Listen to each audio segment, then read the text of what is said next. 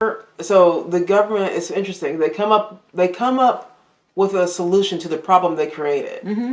And as Thomas Sowell said, all these liberal academics who come up with these policies, they don't have to take responsibility for any of it when it blows up. Right. Exactly. They all just go back into their gated communities and pretend like they had nothing to do with it. Yeah.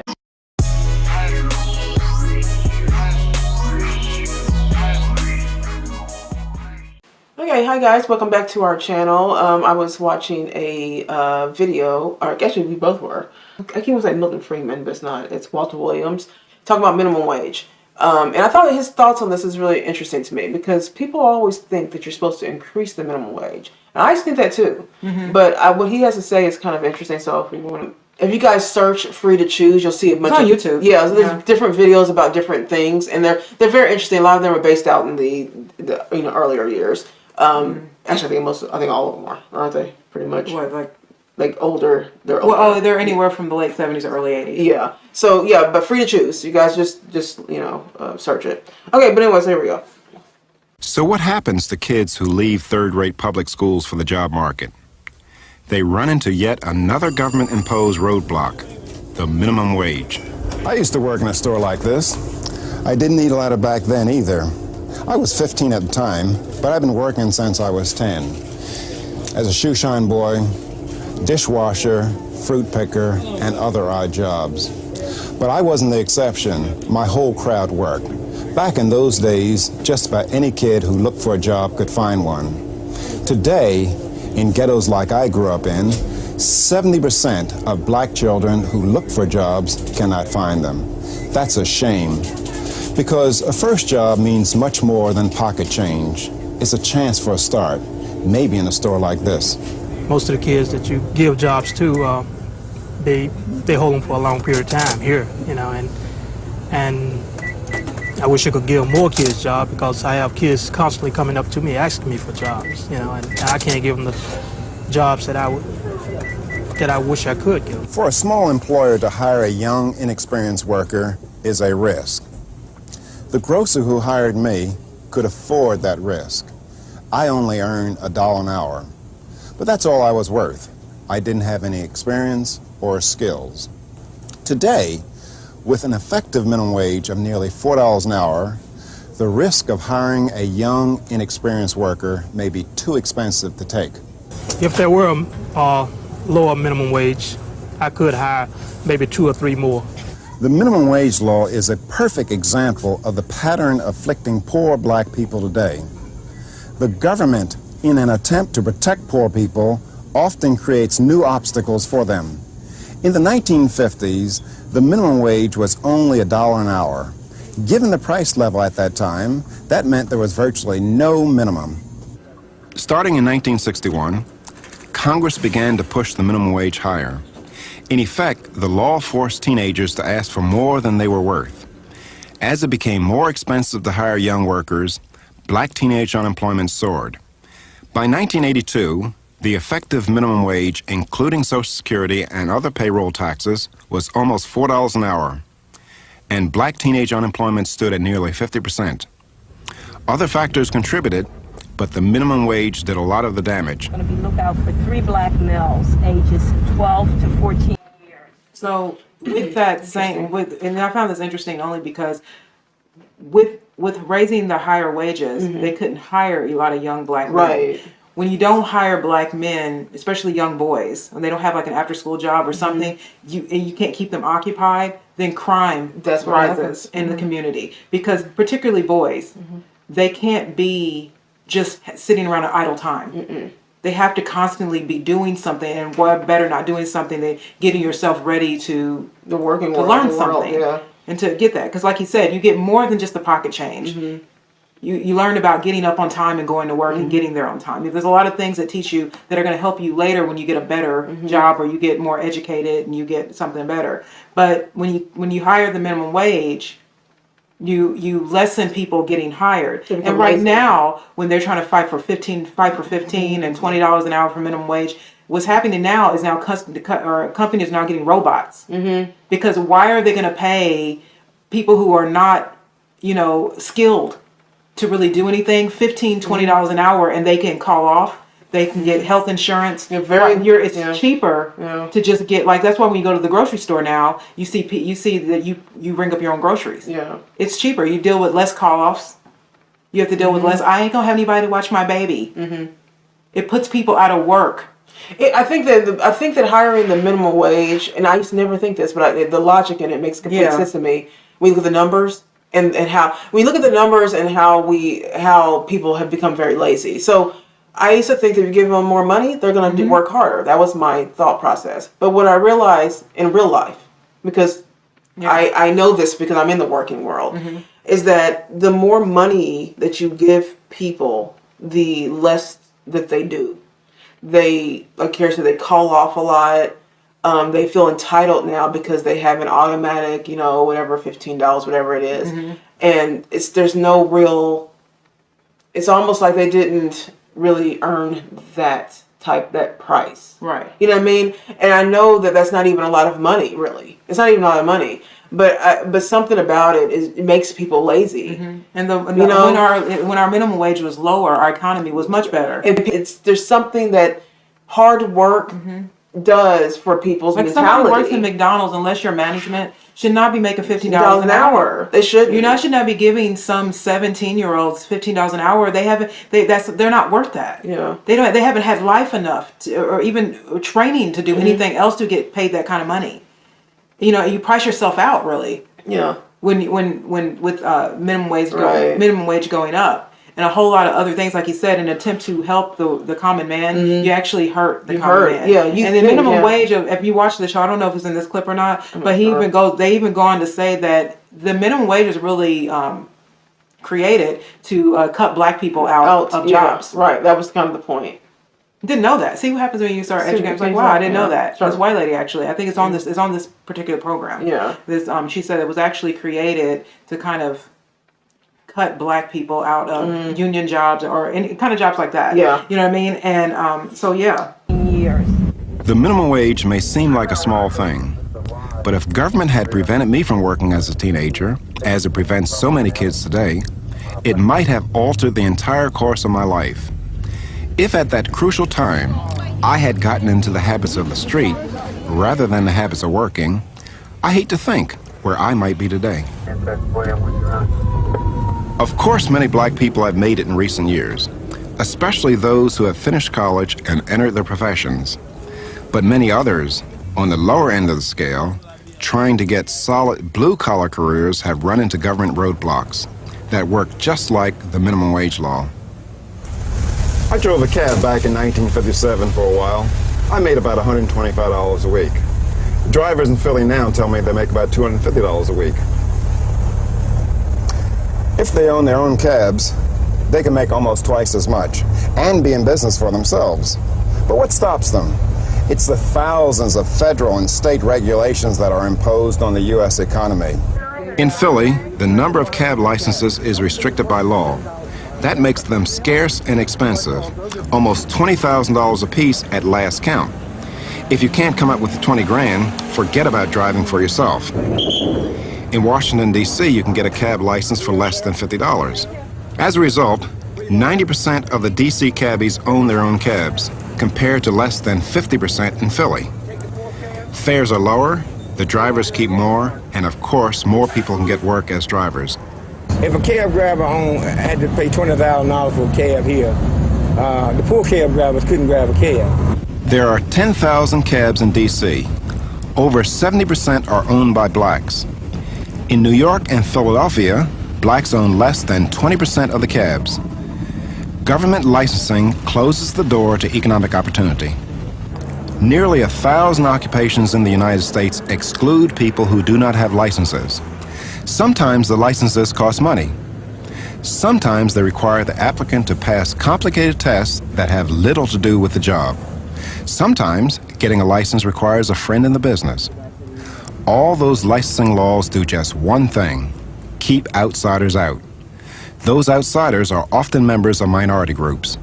Back during the 30s and 40s, there were practices that were rampant in the South, particularly in the former slaveholding states, where blacks were specifically excluded by predominantly white unions. Example, electricians' unions, plumbers' unions, railroad firemen unions, and at that time, the records of history will demonstrate that it was the purpose of white unions to exclude blacks, minorities in general, from the workplace. In fact, there were statements specifically made in connection with occupational licensing regulations that if this law is successful, it will have the effect of reducing to a minimum the involvement of blacks, or Negroes as they were called then, in the workplace. This is the Mount Zion United Methodist. Yeah, you price yourself out. Yeah, you price yourself out. That's true. So I think Candace Owens said that her cousin, I think she was telling Larry Elder this, that her cousin, he wants to open a lunch truck, but he can't get it open because of all the red tape. A lunch truck. A lunch truck. And here's a black man trying to do something, but the government, because of all these red tape and regulations, that's why we need less government. Yeah, it takes away your opportunity to be independent. And this is a reason why I'm sorry to say that I do vote conservative, because I don't want government in my life like that. Government has its place, but it should not be in the place of telling you how to run your home and how to raise your children and how to run your business.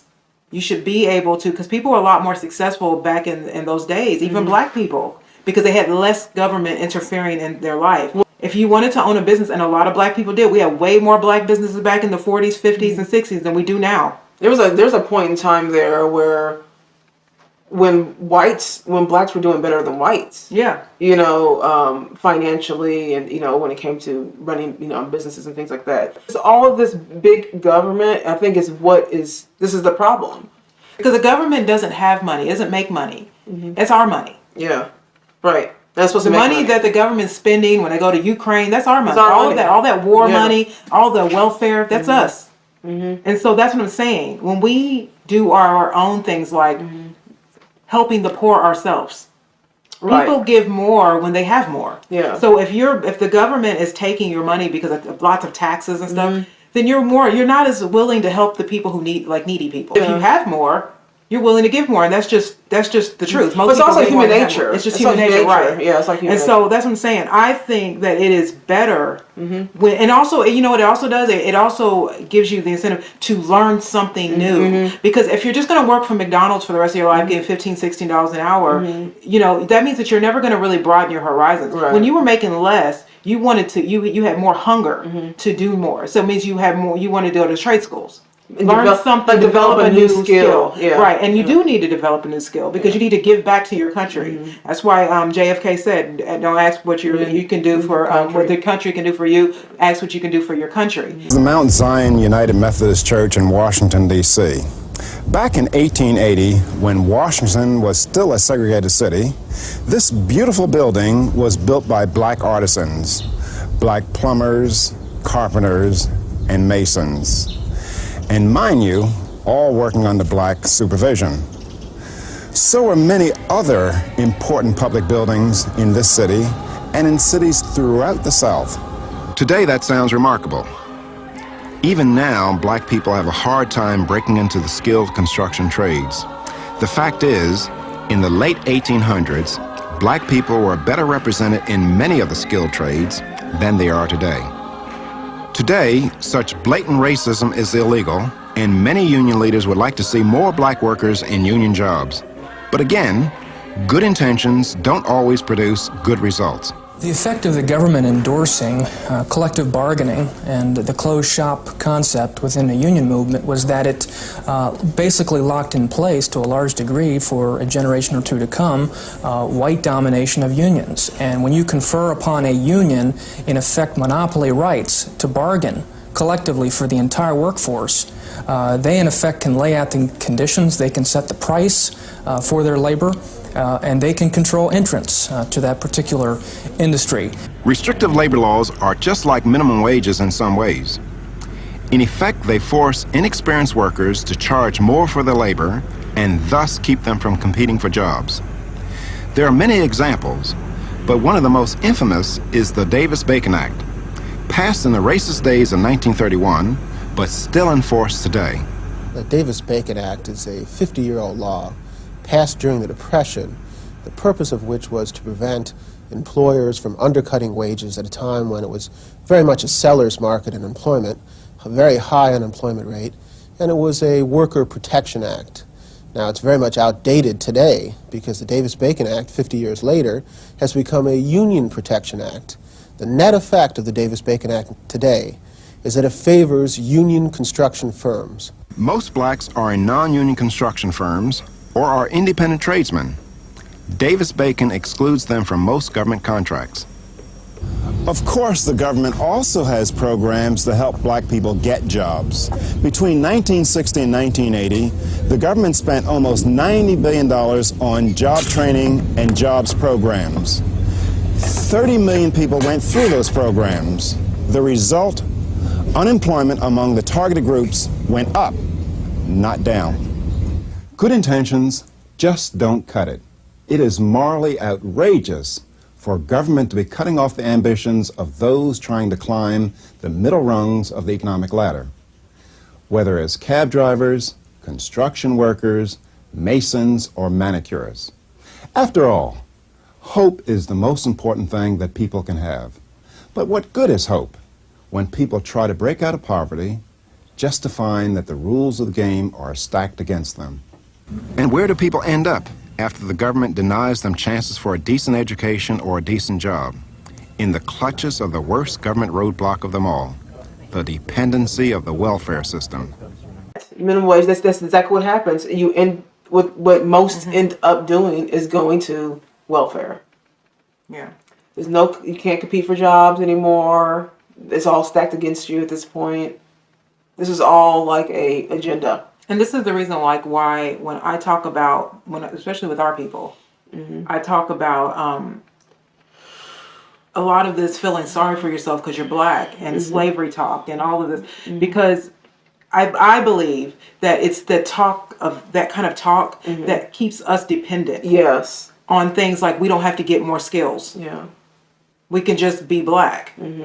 And as long as everybody has some sort of, guilt about slavery, we'll be able to get $16 an hour. We'll be affirmative actioned into, but it doesn't help us individually. Right. It makes us charity cases. It makes us feel sorry for ourselves. It's just why we always talk about the victim mentality with the black community, because whenever you're made to feel like, the world is against you, especially now, it's just not true. The world is against you. You're never going to want to achieve. You're not going to try. You're not going to put forth any effort. You're only going to want handouts. Yeah. You're always going to want handouts. And so that's why we've seen so many, black people, or just people who don't have money. We've created this give up mentality where, I'm this, so I can't have that. So I guess I'm just going to take all I can get from, for free. And the welfare program, the very program that you're going to get money from, is part of the reason why you have to go. You're right. Because you're taking away something that we could be doing something else with, or you could be doing something else with your money instead of giving it to the, the state. But I don't like when people do not understand that, when the masses are willing to talk about racism so easily, and by the masses I mean the media. When this media is so willing to say every white person's, and they're white, and they're willing to say all white people are, I'm very skeptical of that, because I feel like, why would they say that? It doesn't benefit them, right? Or does it? You're right. And it does benefit them. It benefits them when black people are in their feelings and feeling better, but they can control you, and then you get stuck on government assistance or this sort of guilt wave where things don't really ever really change for you. You know what I mean? And so I don't like when we're like that. Protesting is a thing that we should have. I don't have a problem with protesting because you need protesting, but you should not be just a lifelong activist. No. At some point, if the government, if you're protesting for something, just say like the 5 for 15. If you're, they've been doing this for a long time. Okay, well they don't want to give it to you, hon. Yeah. So now you got to do what you can do and make your own money. Well, you spent all this time fighting for 15. By the time you could have had it way more than that. You could have had way more than that if you had just done for yourself. Right. So a lot of people are just wasting time. Right. You're just wasting time. You can really just apply yourself. And at the same time, if you have kids, you're training a whole new generation to be a victim class. Right. So you know what I mean. People always, oh, well, what are we supposed to do? Not stand for ourselves, but you're not standing up for yourself. You're not doing it. It seems like you are, but you're not. People when we had actual oppression, like the actual real racism. It was real systemic racism because Jim Crow was a law. It was built in law. So so it was a built-in law. So that was racist. You know what I mean? They didn't complain as much as we do now. And why? Yeah. And we were more successful then. Under a systemic racist law, black people had intact families. We were oppressed. And we were oppressed. We had intact families. Like Robert Wilson said, your grandfather could walk down the street and not be attacked by what we consider his grandkids' generation. Yeah. You know, you didn't have drive-by shootings. People went to church. People didn't need a village to raise their kids. They had families. Yeah. You know what I mean? And so, but they also had businesses. Right. Black doctors, black dentists, black attorneys, black construction workers. And then as soon as we all got integrated, and everybody, you know, then everything changed. The welfare program came out because we're trying to, you know, get a hold of poverty. And whenever the government wants to get a hold of poverty, they usually create it. So the government is interesting. They come up with a solution to the problem they created. And as Thomas Sowell said, all these liberal academics who come up with these policies, they don't have to take responsibility for any of it when it blows up. Right. Exactly. They all just go back into their gated communities and pretend like they had nothing to do with it. Yeah. You know what I mean? Barack Obama's not for you. Just because he's black does not mean he's for you. He lives in Martha's Vineyard. Yeah. He's surrounded by water. He lives amongst white people. I think they said Martha's Vineyard has 2% black. Yeah. And I think they're the second. There's only like 2% people there. You know what I mean? Just because someone shares your skin color does not mean that they share your values, they share your position, or anything. And so this is where groupthink really messes us up. And so I like when I hear a different perspective on something like Walter Williams, because he wasn't a Democrat. Well, I never even with the minimum wage. Like I honestly, I had to watch this twice before because I was like, well, what is he saying now? Because it's good to make more money, right? But what he's saying is just basically when you earn it. It's unbelievably true what he is laying out here. That it's better when you in a way especially when you just start into the working world as like a stock guy. It's not just about the money. It doesn't mean you're going to be stocking shelves all your life. It just means that you are getting a pattern of function, to be going and getting your life. And that is exactly what jobs should be for, especially with younger people. It shouldn't be make the most money in the world. It shouldn't always be about that. You know what I mean? It should be this.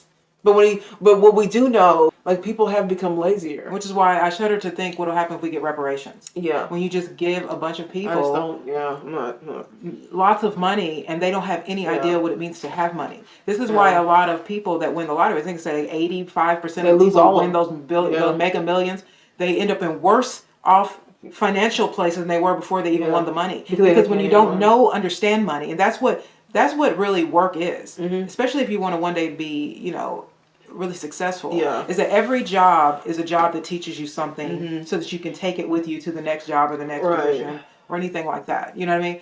But when you just are handed anything, you don't appreciate it as much as you think you will. When you buy your first car, you appreciate it because you had to put your money in. If someone just gives it to you, it doesn't have the same effect. Have the same effect. Yeah, it doesn't. You know what I mean? And so it's just like, that's the point of like having a job when you're a teen. I had a job when I was a teenager. Me too, yeah. You know what I mean?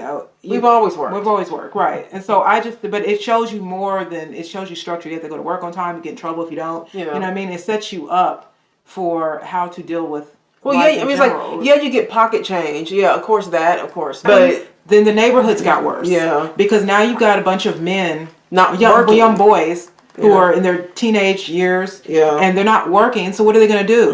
They're going to get into trouble. Their time isn't occupied. Yeah. So when you have a lot of, like Kara said before, idle time, like your time is not occupied, and so you're just going to get into trouble. That's how it works. Like you really do have to have stuff to do with your time, and I think this is the reason why I'm a big, supporter of the patriarchy, because I think that fathers really help young boys. If you have a strong father where he can see you every day doing something, you will most likely be like your dad. Yeah. You know what I mean? And so that's why I think it's so important. And then you will be less likely to to protest all the time because you have something to be proud of. Like you have something, not something to be proud of, but something that you worked hard for. Yeah. You're less likely to be manipulated by, you know, government and these leaders. If you at home have a, you know, if you're raised with people who are doers and you can see the benefits of their fruit, like their fruit of what they've done, then you are going to say, oh, well, I don't need that. I can do this. I don't care what color you are. If you see that in your home, you will not need reparations. That won't be the first thing on your mind. It won't. The only people who want money are people who usually were not raised with people doing a lot. Right. You know what I mean? I mean, I'm just saying broken homes. Yeah. You primarily broken homes, people who've been abused, people who didn't have a parents that were together, people who had in and out parents. You know what I mean? Then they usually grow up, and then you'll find that because anybody on welfare, I bet it can all be linked to broken homes.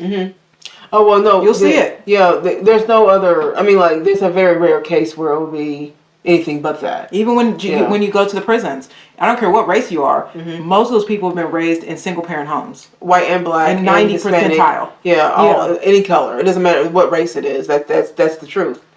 Because when you don't have any direction and you don't have a sense of work, then you do veer off, and the streets become your work. Your new work. I mean, working hard. Like people act like they don't want to do hard work anymore. No, people don't act like it. They don't act like they don't. They don't working hard. Yeah, they don't do hard work. When you tell someone, hard work, and that people don't like hearing that anymore. People want. There's like some of the younger people now are like, I want to work 3 days a week and not 5 days a week. Why? What are you going to do? They're saying that 40-hour a week. A lot of these young people are saying 40-hour a week is now a slave. Yeah, You're a slave. I thought slavery was slavery. I didn't realize that. No, it's not. Having opportunity in a world where you can work 8 days, you can work 7 days a week if you want. Yeah. That to me is opportunity. I don't know. You can work as long as you want to work in this country, right? And so you should have the right to do that.